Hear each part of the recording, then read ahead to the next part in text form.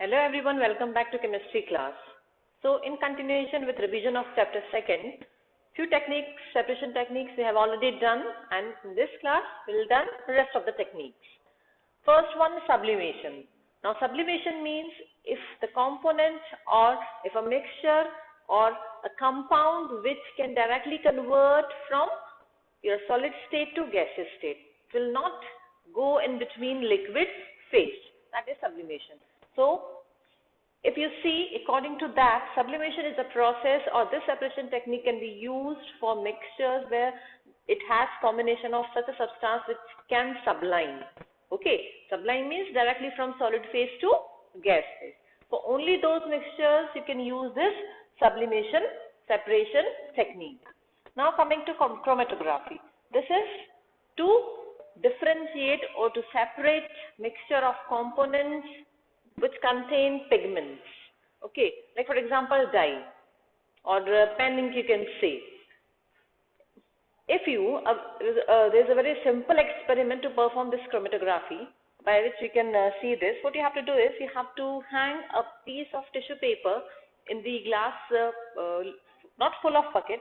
This I can show here. So let's say this is your glass of water filled over here. What you have to do is we have to hang a tissue paper or a filter paper over here. Should not touch the surface. Should be like here. Now you have to put a drop of ink. Okay. And after some time what you will see is different colors on this particular piece of tissue paper. And they will raise according to their absorption through this filter paper. So by this chromatography technique you can separate pigments, and it is generally used to study pigments of green plants. You can, like if you know green plants, they contain pigments like chlorophyll, chromatin, so you can separate them out and you can study it by using this chromatography technique. Separating funnel. If you have two immiscible liquid, immiscible means they cannot mix together, like mixture of water and oil. So oil, it is going to float on water. So there you can use this separating funnel technique. So water, it is little denser, so it will float on top and then water at the bottom. So you have to slowly dig in that water. So if let's say you have funnel like this, and here you have top this oil, and then you have stopper over here. So slowly you have to open it till this whole water comes out, and then you have to stop this. Like this you can, or you can decant it. You can separate this oil first and then water. Okay. Now if you have miscible liquid, then what technique you can use? This separating funnel is for immiscible liquid. If miscible liquid, that means when they mix together, then what you can use is distillation. But there is one thing. For those liquid, if the difference in boiling point is greater than 25 K, that is 25 Kelvin, there you can use this distillation technique.